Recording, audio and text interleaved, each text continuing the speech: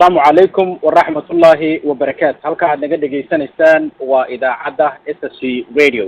ما أنتنا وح مرتي نوجوه قطع تليفونك SSC Radio عدك شعبك. شاليدا قاطمه أو يجو مركا دونية إنه كهلان وحياله يقدم بي كدعي دجان ندى قاطمه. kusoo dhawaada dhammaantiin barnaamijkan oo ah barnaamij qaas ah ayaanu waxaanu ku eegi doonaa dhacdooyinkii ugu dambeeyay ee ka dhacayay deegaanada qaatumo qaas ahaan gobolka Sanaag iyo gobolka Sool magaalada Taleex kusoo dhawaada waxaan jecelnahay marka ugu horeysa in dadka ku jira qadka telefoonka qof walba uu ku bilaabo magaciisa meesha uu hadda uu ku nool yahay iyo sida ay ula muuqato arrimihii ugu dambeeyay ka dhacayay magaalada qaas ahaan magaalada Taleex safarkii uu ku yimid madaxweynaha maamul goboleedka Puntland waa bilaabi kartaan walaal. Assalaamu calaykum waraxmatullaahi wabarakaatu. وعليكم السلام. magacayga waxa la Abdibaal Xasan Axmed baa la yiraahdaa waxa weeye waxa ka socday deegaankaas Taleex area bariyahan ka socday abaabul ah in shir lagu qabto shirweyne loo qabto maamulka Khaatumo lagu soo dooranayo dawlad cusub oo bedesha dawladda hadda xilligeedu dhamaanayo dawladdaas oo madaxweynaheeda madaxweyne ku-xigeenkii baarlamaankii lagu ansixinayo sharciyadii iyo dastuurkii laakiin waxa jirta had iyo jeer labadan maamul ee hareeraha naga xigay Khaatumo la yiraahdo Puntland iyo Somaliland oo had iyo jeer khashkhashaad dhulka la jooga kuna heshiiyay in aan maamul dhexdooda ka samaysmin ayaa raba inay shirka khashkhashaad iyo carqalad galiyaan waxa marka shalayto Taleex yimi madaxweyne ku-xigeenkii Puntland Abdisamed Cali Shire kaasoo sababta uu meesha u yimi ay dadku hadda isweydiinayaan oo shaki badan geliyay laakiin markii laga sharxay Taleex area oo hadlay wasiir kamida Khaatumo wuxuu sheegay inuu u yimi maxaan ku dhahdaa arrin meesha ka jirtay oo ah arrin hoose oo beeleed oo khusaysa isaga una buddigeen u yahay inuu u tagayo inuu ka qayb galo marka taasi dad badan bay warwal iyo shaki gelisay iyo oo loo meliyay khashkhashaadii Puntland laakiin waxay sababtay in qolyihii diyaarka isaga ahaa inay idaacadaha iyo ka hadlaan oo yiraahdaan meesha annaga ale iyo annaga xukunna iyo sidaas laakiin taasi waa wax bari hore dhamaaday Somaliland shaqo kuma leh Puntland shaqo kuma leh dhulku waa dhul Khaatumo maamusha Khaatumo ku shaqaysata nimanka idaacadaha ka hadlay na way iska hadleen waa mahadsan tahay aad iyo aad ayaad u mahadsan tahay haddaba waxaanu sidaas oo kale rabnaa qadka mikrofoonka inaanu ku wareejino dadka kale oo jecel inay ka hadlaan fadlan waxaad ku bilowdaa magacaaga meesha aad joogtid iyo sida ay kuula muuqato safarka madaxweyne ku-xigeenka maamul goboleedka Puntland uu ku tegay magaalada Taleex safarkaasoo qaarkood ay saxaafadda hadda sida saxaafadaha ugu waaweyn maamulka Faroole ama maamulka Puntland sida shabakada Garowe online ay sheegayso inuu u tegay hawlo shaqo maantana uu booqday xarumo caafimaad halkaas oo sidoo kale la sheegay inuu ka waxaan ku raadaa ka dhagax dhigay ceel biyaha marka waxaan jeclahay maadaama aad kulay aad tihiin dad ka soo jeedo gobolada Sool iyo Sanaag iyo Cayn qaarkoodna aad taageersan tihiin maamulka ama dadku badankii ay taageersan yihiin maamulka Khaatumo inuu ka hirgalo deegaanka marka ku soo dhawow walaal qofka ku xiga insha Allah sidee kula muuqataa arrinta safarkaada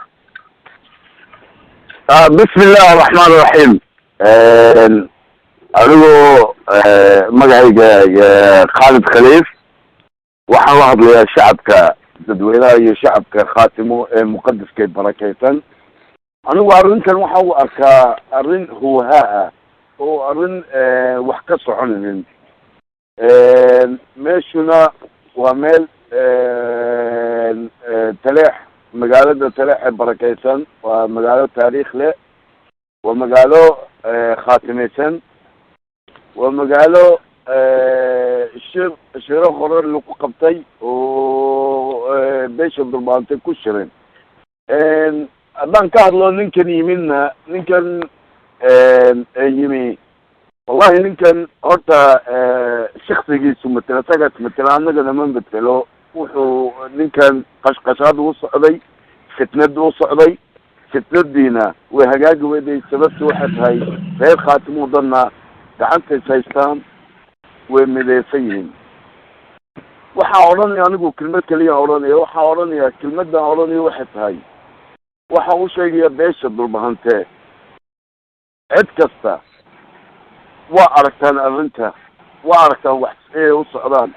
ninkani shaksiyan shaksigiisu matela qabiil ma matelo jifi ma matelo sagas matela waxaa odhanayaa halgamaan ku jirnaa halgamkeena adkaysano horaa u soconna kelmadda aan doonaya inay waxaa odhanaya xukuumadda khaatimo inay bayaan ka soo saarto waxaan inay ka hadasho haddaan anagu shacab nahay waan hadalnay ra'yigeena waan diibanay khaatimuna waa muqadas waa barakaysan tahay gacantaas haysanaa allahuma salli calaa sayidina maxamed dee waxaan ma soconayaan taleexna waa khaatimo cid kasta way og tahay marka assalaamu calaykum aad iyo aad ayaad umahadsan tahay khaalid halka aad naga dhegaysanaysaan waa shabakada ama idaacadda SST radio codka shacabka barnaamijkana waxaa idin daahaahinaya maanta aniga oo Axmed Laari ah waxaan jeclahay haddaan dhinaca Puntland aan ka wareegno iyo safarka Cabdisamed Cali Shire inkastoo ay tahay arrinta ugu weyn dhinac sidaas oo kale deegaanada kamid ah SST qaas ahaan gobolka Sanaag waxaa ka jiray in maamulka Somaliland uu isku soo ballaariyay deegaanadaas sidaas oo kalena ay dacaayado fara badan ay fidiyeen oo ah in beelaha kamid ah Sanaag dega ay ku biireen Somaliland oo ilaa iyo Hargeysa odayaal ka soo jeeda deegaanka ay geeyeen marka ay geeyeen magaalada Hargeysa iyagoo sheegaya in qaar kamid ah beelaha ay qaateen nabad ama ay ku biireen Somaliland iyagoo mar walba yiraahdo gogoshiis fiilaanya dhigay ayaa idinta Allah cidii ku soo biiraysa marka maadaama ay idinku aatihiin dadka ka soo jeeda deegaanadaas waxaan jeclahay qofka bal ku xiga oo caawa shirkan nagula jira inuu asagana bal fikirkiisa ka dhiibto sida ay ula muuqato siyaasadda Somaliland xawliga ku socota ku soo fidaysa deegaanada gobolada Sanaag iyo Sool. السلام عليكم ورحمة الله وبركاته. عبد السلام حسن أحمد بليد هذا إن أنا هذا نسكت بيو أرنتاس وحوي لمنك ماشى لو قصة صوري صفقة تاجن وأنا أركي وأنا دعوضي ولمن حوجات الدراسة كوكاتي إن يشتغل قطان معها اسم هذا روبهان تكون مشران يغير صول يغير سناج يغير عين تونا الوقار يجو اسمه عابي الدراسة كان كوكاتي إن يهوش أفوليان سومالي لاند marka qof saas oo kale u socda idina ma controlsho idina ma qabsan karto laakiin ma matalan dadka reer Sanaag kama ma matalan qoliyo siyaasiyiinna maaha ismina maaha garaadna maaha hadad magaciisa aragtayna waxa la yiraahdaa Cabdullaahi Maxamed Guuleedna garaadada iyo ismada dhulbahanta kuma jiro kuwa reer Sanaag kuma jiro kuwa reer Sool kuma jiro kuwa reer Caynna kuma jiro waa nin isagu iskii u magacaabay qandaraaska ku qaatay inuu hawsha fuliyo waxaa magaalada suuqa ku jira inuu ilaa $50,000 qandaraasa ku qaatay arrintaas inuu intaas sameeyo laakiin wax dadka deegaanku la qabaan iyo waxay la ogol yihiin midna maaha aad baad u mahadsan waxaad moodaa inay hadda aad ay u fidinayaan ama dacaayadaas oo berbera la geeyey hadda ugu dambeysana ay Hargeysa la geeyey iyo sidaas oo kale gobolka Sanaagna xirsigaab uu ahaa dadkii kula kulmay haddaan idin weydiiyo ninka la yiraahdo xirsigaab dadka qaar ayaa waxay leeyihiin dhaqaale fara badan oo ah dhaqaalihii shidaalka uu Turkiga ku bixiyay ayay isticmaalaysaa Somaliland si ay ugu hanato dadka iyagoo kala laaluushaysa marka qofka ku xiga bal waxaan jeclahay inaad bal arrintaas qofkii u dhundalola aad nooga warataan faragelintaas oo qaabka laaluushka ah oo ay Somaliland ay ku sameynayso iyagoo samaysanaya sida sheegteen dad aan magac isin aan matalin iyagoo inta imaamada u xiraan oranaya waa kan ninkii matalay dadka kadibna uu maxaan ku raadaya u bandhigaya caalamka arrintaas marka dhibaato intee la eg bay ku haysaa lacagaha shidaalka oo Turkiga bixiyay. السلام عليكم. عليكم ورحمة الله. كل سنة والله. magacayga waxaa la yidhaha Bashiir Maxamuud Boolaal marka ugu horeysa qaatumo waa muqaddas maamulka Soomaaliya in badan uu isku dayay inuu dadka qaatumo dhibaateeyo maruu qaarayaal soo kaxaysto iyo maruu shilimaadu laaluushka helayba la taxiyimaado maamulka qaatumo waa hangaraarac laguma dhutiyo kuwa horeyba Hargeysa waa naga joogeen nin ku biiraana wax dheeraad uu soo kordhinayaa ma jirto nimanka iimaanka alla ka qaaday marka xirsi wax kasta uu awoodo hadday kaala tahay iyo hadday lacag tahay wuxuu jeedkiisa ku jira uu isku dayayaa inuu ku qasto oo uu dhibaato ku geliyo dadka qaatumo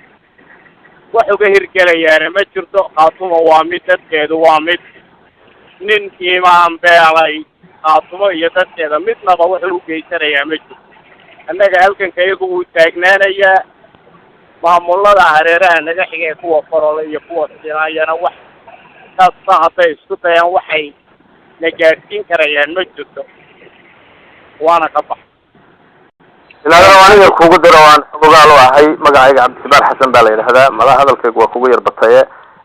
in yar baan arrinta kala socdaa waxa weeye ninka xirsi la yiraahdo xirsi gaab horta waa ninka maamula Somaliland waayo Siilaan uu gaboobo uu duqoobay baa la yiraahdo maskaxdiisu ma fayooba marka ninkaas oo wasiiro dawlad ugu magacaaban baa horta madaxtooyada ka taliya wuxuu doonana ka sameeyaa sidaalkan iyo lacagtana waxa weeye waxa ka jira horta funka ah markii wax walba la soo warkii oo dhan la isu geeyay meesha kaliya ee gobolada waqooyi ee Soomaaliyeed ilaa bariga ilaa galbeedka meesha kaliya batrool lagu hubo waxa weeye holhol baa la yiraahdaa holholena waa afar dhul baxante waxa ay hoos timaadaa Khaatimo State of Somalia lacagta lagu qaatayna runtii dib way nagu haysaayo waa tan lagu maagna lagu caayina lagu dacaayadeynayo marba dadka iyagii mid meel taagan oo horgala la soo siinaya way jirtaa laakiin waxa bari dawlad dhacday dalka Norway oo isna saas oo kale ugu jiray arrimahaas markii laga wada hadlay dadka ay maamulada iyo wuxuu ay isu yimaadeen laga wada hadlay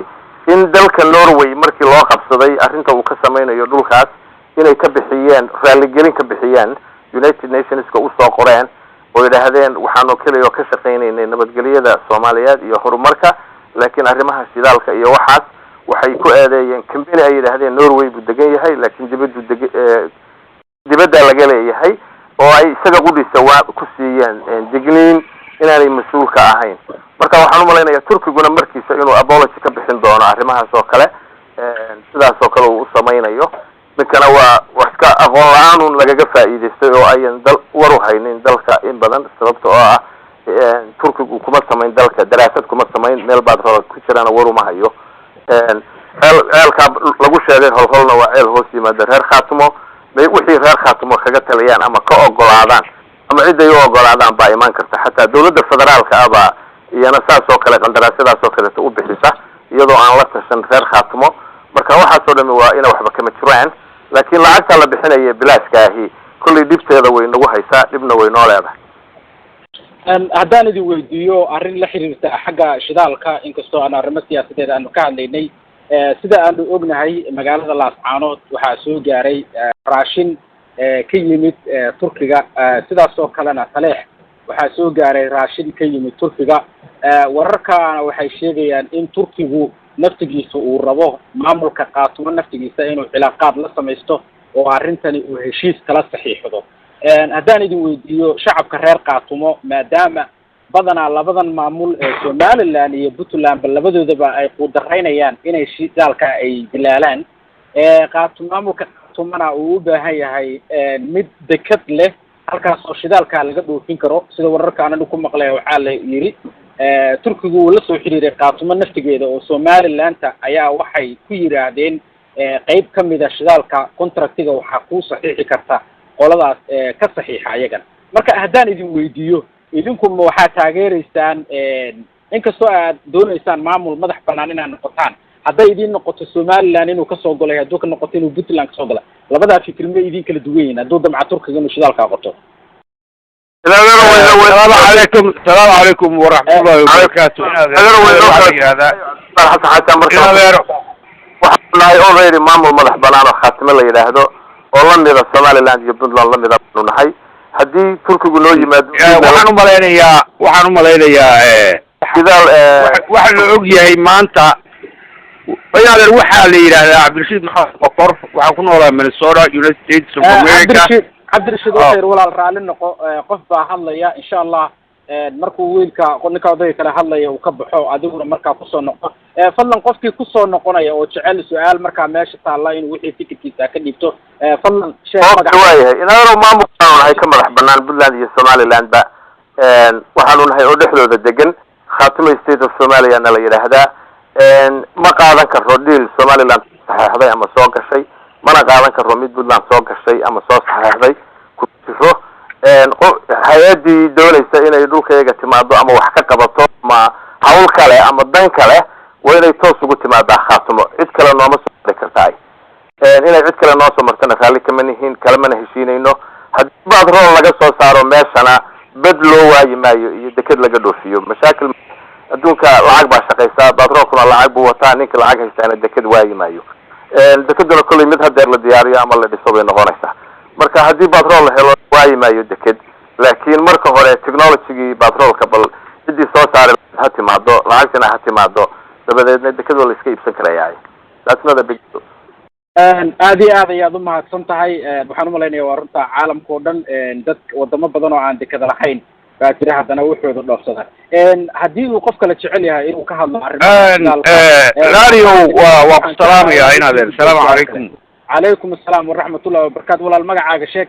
كسو دوونا إذا واحد إلى عبد الرشيد محمد بكر وحكونا هاي مينيسوتا ميابوليس اريا مترو ترانس اريا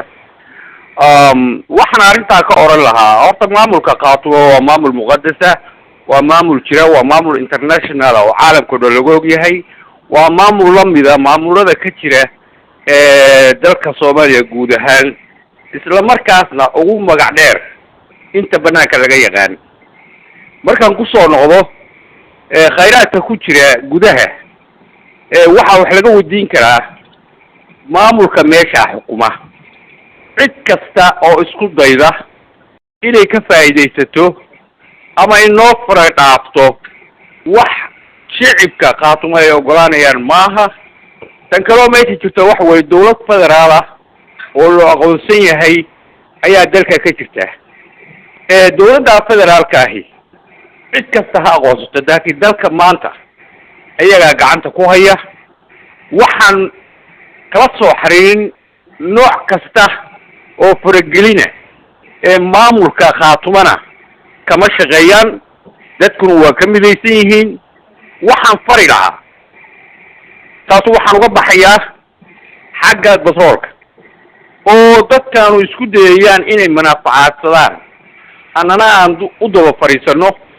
wax dhacayana ma aha wax naga suuragalo oo maamulka khaatimo ka suuragala ma aha waxaan usoo noqonayaa oo aan baaq u dirayaa ummadda khaatimo dadka caqabada ku haya dabadhirifyaasha ee u shaqeeya dawladaha kale ee waxba uga jirin ee shaqa raadiska ah khaatimo waxaan ugu baaqayaa inay ka midoobaan inay waddankooda ka ilaashadaan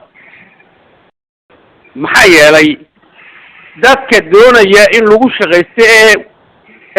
sandareerada qaadanaya inay dhaawacaan waddankiisa iyo maamulkiisa oo carqalad ay ku hayeen gobollada banaanka lagu hareeray sida deriskana ah ilaa iyo maantii khaatimo la abuuray inay ka midoobaan oo ay ogaadaan xaqiiqda in lagu shaqaysanayo si khayraadkooda gudaha loo isticmaalo la curyaamiyo taasna waxaan filayaa oan hubaa ummadda khaatimo in indhaheedu maanta ay furan yihiin wax walbana ay og yihiin mana u suurtoobayso wax kasta oo ay isku dayaan waana ognahay xag siyaasadeed xag dhaqaale iyo xag dagaal in lagula soo foolan yahay waxaan leeyahay laf cad bay tooban ku hayaan wax u suurtoobayana ma jiraan soomaali waqooyi isaaq iyo puntland waan ognahay inay xiriir ka leeyihiin burburka khaatumo waxaan ula soconnaa in lagu heshiiyey in khaatumo meesha magaranaysaa laga bixiyo la kala qaybsaday dhulkayagii oo ay qaarba qaar sheegteen taasu waxaan ka xignaa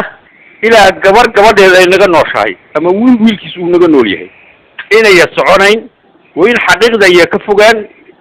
annaguna inta aan nool nahay dhiiggeenna iyo maalkeennaba ugu horeynaa inaan dhulkayga xoreyno waana ka baxay aad iyo aad u mahadsan tahay halka aad naga dhegaysanaysaan waa idaacadda SST radio codka shacabka barnaamijkan oo aad ku maqli doontaan barnaamijka habeen dambe ka baxa sidaas oo kalena waxaa ka dhegaysan kartaan qadka SST radio idinkoo hadba riixaya number 8 oo aad ka dhegaysanaysaan dooda isbuucaas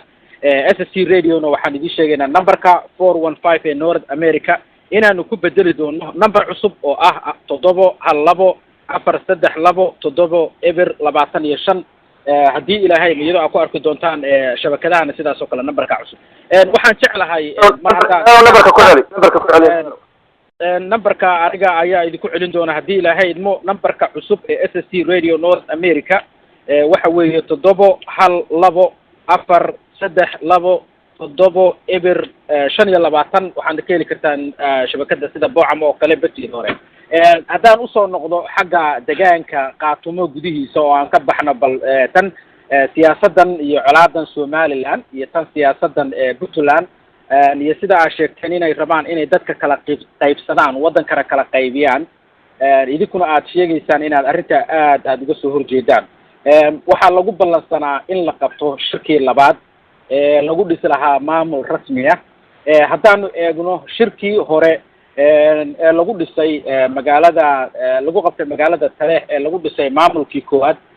shirkaasi aad baa loo qabanqaabiyey ergooyin baa la diray 15 ahaa dhulkoo dhan soo maray dadka si fiican u sheegay shirka si fiican baa looga soo qayb galay ciidan baa yimid isin iyo cuqaal iyo siyaasiyiin aad baa looga soo qayb galay waa maxay sababta kaliftay shirkan maadaama shirkaasi maamulkii lagu sameeyey la oran karo wax weyn oo rasmiya arrimihii wadankii kama qaban waa maxay jaaliyadihiina dibadda jooga iyo maamulkaba waxa shirka naftigiisa si fiican loogu qaban qaabin laayahay maxaa ciladu jira waxaan jeclahay bal qofkii jecel inuu arrintaa ka hadlo dadkan maanta martida noogu ah qadka telefoonka kusoo dhawow adigoo ku bilaabaya magacaaga hadda ku nooshahay السلام عليكم ورحمة الله وبركاته وعبد الرشيد محمد بخور مركة كواد horta marka koowaad waxaa muhiima inaynu soo xasuusino khaatumo markii aanu samaynay go'aanada la gaaray go'aanadaasna waxay ahayd kadib madaxweynayaal markii la magacaabay saddexa oo 6 bilood loo qoondeeyey ayaa ma garanaysaa 6 bilood ayaa hadda gabaabsiya ama dhamaatay waa mid hore looga taday in lagu falanqeeyo waxyaalaha khaatumo oo qabsoomay iyo waxaan u qabsoomin isla markaasna wax caqabadii ma jiraan oo joojinaya aan ka ahayn niman siyaasiyiin oo khaatumo ah oo diaspora ah oo meelo internationally meel kale laga casumay oo lala sugayo intay soo noqonayaan wuuna qabsoomayaa wax kaloo caqabada oo maanta aan sheegi karo oo dhulka khaatumo ka taagan ama hayn ama ma garanaysaa wax kale oo hortaagan ma jiraan aan ka ahayn dadka loogu ka soo qaybgeli lahaa siyaasiyiinta ah oo maanta ayay u suurogelayn waktigii loo idmay inay kusoo noqdaan ayaa xoogaa dib u dhigay haddana waa madaxdooda iyo salaadiintooda shir bay ku jiraan waana qabsoomayaa gogol xaarkii iyo magaalo madaxda khaatumo Taleex waa diyaar وانا قبسوميا wax caqabado hortaagan ma jiraan wassalaamu alaykum waraxmatullahi wabarakaatuh waa kugu soo dhaweynaya laakiin miyaan la oran karin taariikhda hadda markaad maanta waa 7 maamulkii jiray waxaa la yiri waqtigii waa ka dhamaanaya ilaa iyo hadda magaaladii Taleex wax maamulkii oo ama guddigii fulinta oo guddiga G11 oo yimid ma jiraan wax isima ah oo deegaankii yimid ma jiraan jaaliyadaha dibadaha dhaqaalihii lagu soo xukumay ilaa iyo hadda wax muuqda oo ay ka qayb qaateen ma jiraan xaqiiqdii markaan run isugu sheegno miyaan la oran karin dadkiibaa either ama yaro qalbi jabsan ma garanaysaa ama aan ayaga naftigoodii maxaan ku rahdaa aan arrimihii daacad ka hayn waan ku noqonayaa intaa yar aan faahfaahiyo marka koowaad caqabado badan oo maamulka khaatumo hortaagan waa jiraan isla markaa dadku ma niyad jabayo dad niyad jabaya maaha waa dad mabda leh meel u socda doonaya goolskooda inay gaaraan xagga maamulka wax hortaagan maanta ma jiraan oon oran karno maadaama ay soo gaarina dee go-aanaha la soo gaaraya golowna waa ballaaran yahay waana wax horay loo idmaday oo inuu qabsoomo ay tahay marka 5 beri iyo 10 beri udhaxaysa inta la qabanayo anigu wax uma arko caqabada inay ku tahay waa wax qabsoomaya oo lagu talagalay oo ma garanaysaa dadkuna ayan laga yaabay xagga dhaqaalaha xoogaa in laga dhutiyey taasoo tusaysa in maaragtay u baahan xoogaa in la kiciyo ama la dhiirigeliyo ama maaragtay ay ku dhaqaaqaan hadda markaan u soo noqono caqabadaha xaggooda duruufo badan baa jira meesha haddii la fiiriyo xagga dawladda oo laga kala maqan yahay haddaan taydii hore kusoo noqdo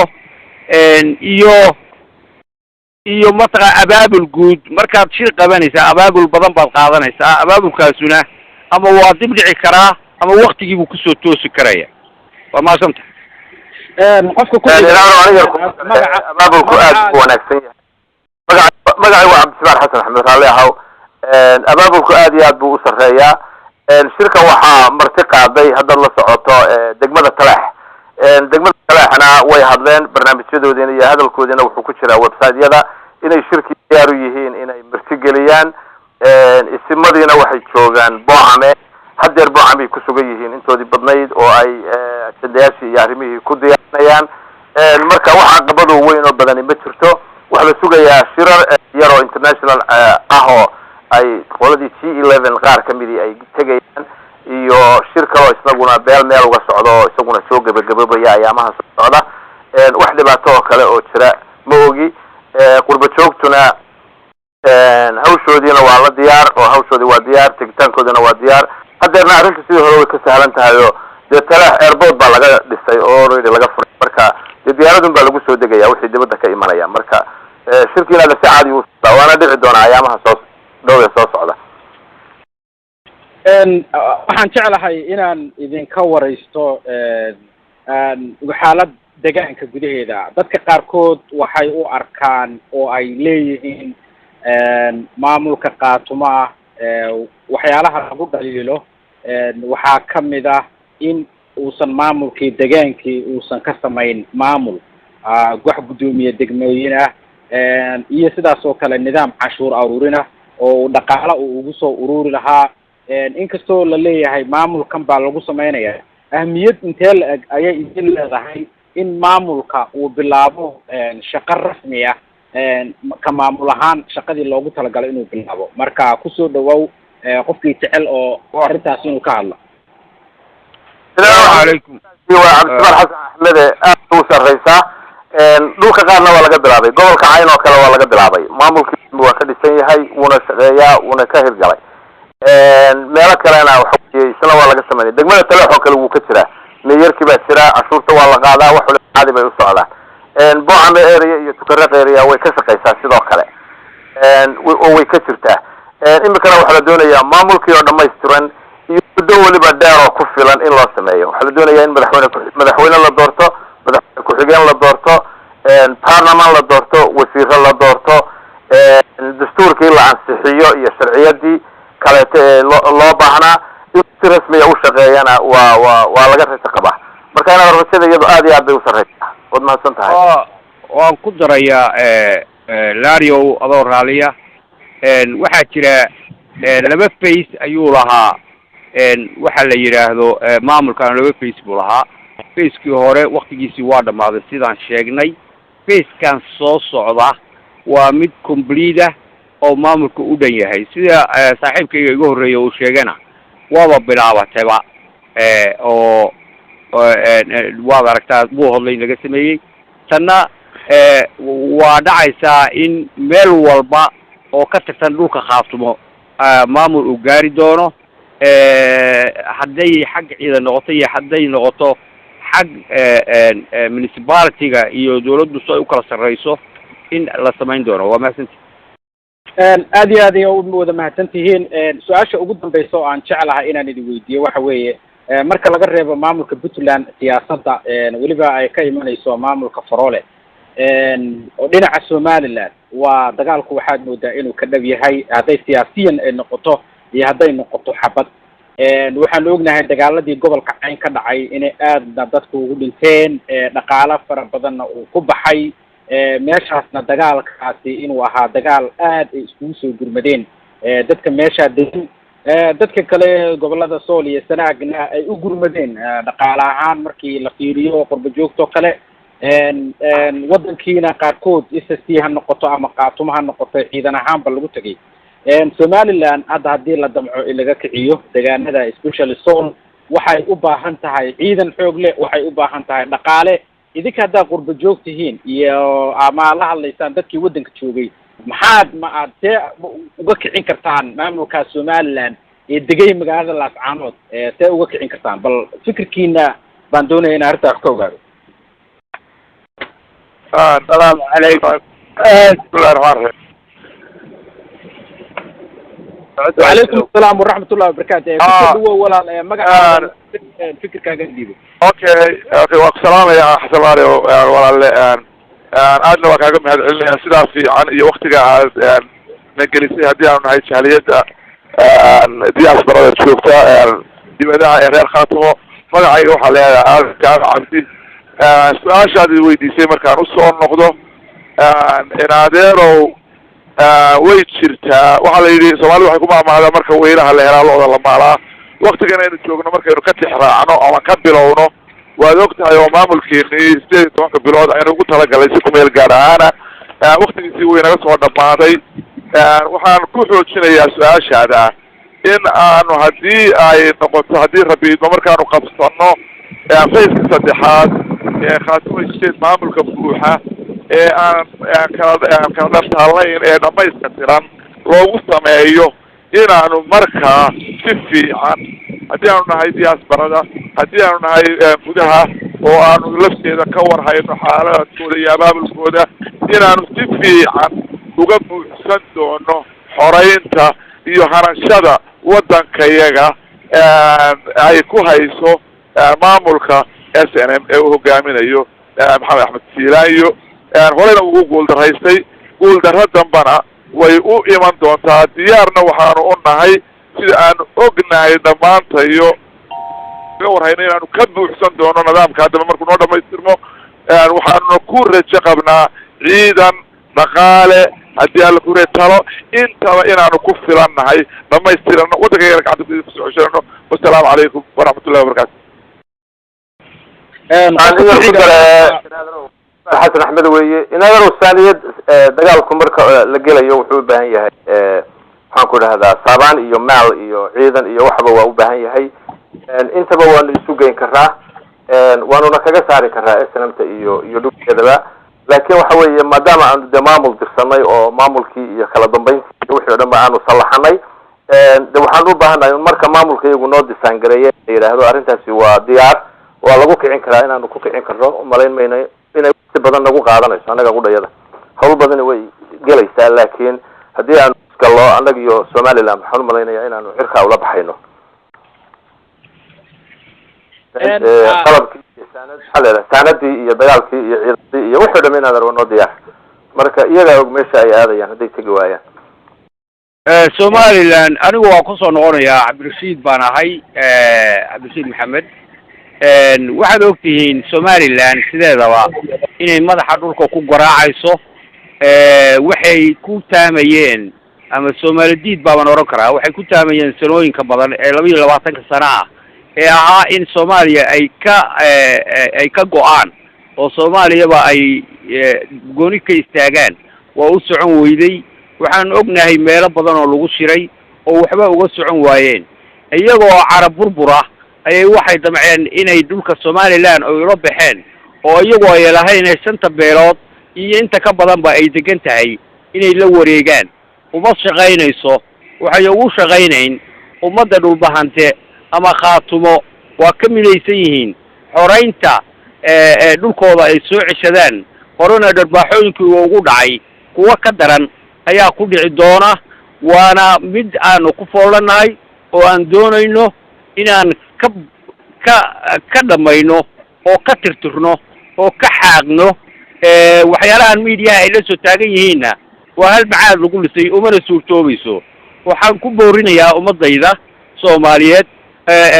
dhulbahante ama khaatumo inay arrintaa si gaar uga shaqeeyaan isla markaasna anoo og inay ka midaysan yihiin tilaabada ugu horeyso aan qaadayno inay noqoto in la baabi'iyo cadowga ku soo duulay habar xabuusheedka ah ee aan waxba ka siqsiqayn sharafna lahayn marka waxaan u malaynayaa ama aan u arkaa fikrad khaldan oo gumaysiya oo istirla dirira oo ma garanaysaa aan waxba uga soconayn inayan nagu tijaabin karin dharbaaxooyinkooda aan la sugayno waa mahadsantiin su-aasha ugu dambaysa oo aan jeclahay inaan kusoo xira waxa weeye dadka reer Qaatumo qaar ka mid ah ama SSC ama beeshaba ayaa waxay la socdaan maamulada kale hadda dadka qaar baa waxay leeyihiin anagoo aan shakhsiyaadka magacooda aan tilmaamayn isku dhac ka jira guddiga fulinta iyo golaha madaxtooyada awgeed waxaa laga yaabaa ragga qaarkood inay kala fogaadaan taasoo mar walba dhabarjab ku ah niyad jabna ku ah shacabka reer Qaatumo marka anagoo aan shakhsiyaadkaas iyo magacyadooda aanan hadda halkan ka tilmaamayn ka jaaliyad ahaan iyo ka rayid ahaan marka ay noqoto wada shaqaynta ama guddiga fulinta ha noqoto golaha istimada ha noqoto golaha madaxtooyada ha noqoto shacab ahaan ama qurba joog ahaan maxaad ka dalbanaysaan maxaan ku irahdaa dadka madaxdeediina ilaayada way jirtaa mucaaradadu dee adduunka dhan waa ka jirtaa waa laga yaqaanaa meel kastoo maamul ka jiro dana wax mucaarad wuu kasoo horjeedaa marka had iyo jeer mucaaradaasina maadaama ay dad yar yihiin waxay beryahan isticmaalaan oo ay adeegsadaan meediyaha ay aada uga qayliyaan laakiin runta markaan kuu sheego annaga dhexdayada reer Khaatumo marka aanu nahay aanu Khaatumo ku dhex jirro mucaaradadii naguma dhex jirto intaa u shaqaysa Somaliland iyo Puntland ee aad taqaaniin aan ahayn maahaane intaan anagu waxaan u haysanaa dad hay'ad kale u shaqo tagay oo mar hadduu hay'ad kale u shaqo tagayna dee annaga nagama tirsana annagana ma shaqeeyo ninka Somaliland u shaqeeyaa dee annaga maaha siyaasad ahaan markaad eegto ama maamul ahaan dee annaga nagama tirsana hay'adaas buu shaqeeyaa laakiin haddana way jiraan qaar fara badan baan nagala bixinay intaana dacaayadeynayo intaana sheeganayo intaana akhriyaya laakiin waxa weeye dee mushaarkooda ay ku xasilsanayaan nimanku iyo bariiskooda ay bislaysanayaan annaga waxba ma weydiino mana uma dirsano sidaa awgeedna dee sharciyan adduunka nagama metela meelna nagama metelaanay dhexdayada haddii ay noqotona dhexdayada ilaa haddeer mucaaradad soo baxday oo nagu dhex jirto oo aanu ognahay oo lagu dhawaaqay maanaan iyo qof iscadeeyey toona iyo cid isaysata toona midna ma hayna aanu marka mahayagu si wacan ba ilaa iyo haddeer noogu shaqaynaya waa mahadsan tahay kusoo dhawow ku xig